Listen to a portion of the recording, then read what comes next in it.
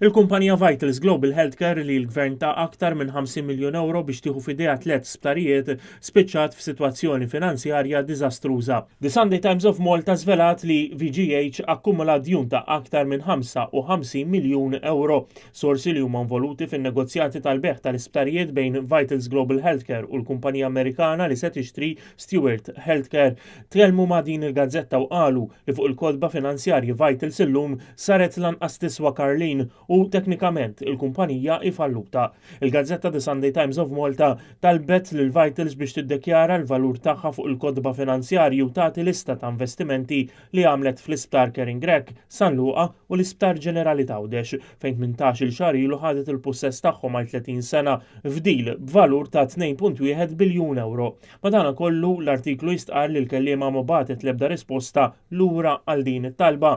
Il-kumpanija Vitals spiċċat f'din is-sitwazzjoni minkejja li ngħatat aktar minn 50 miljun euro fondi mill-flus tal-poplu Malti f'dawn il-ftit xhur li jirat opera l-isptarijiet. L-artiklu jistqar li l-kumpanija VGH falliet milli tassigura investiment minn barra minn Malta biex tkun tista' sostni u tiffinanzja l-operat tal-isptarijiet. U għalhekk l-unika soluzzjoni hi li tbieħ kollox lil kumpanija oħra, f'dan il-każ lil kumpanija Amerikana Stewart Healthcare.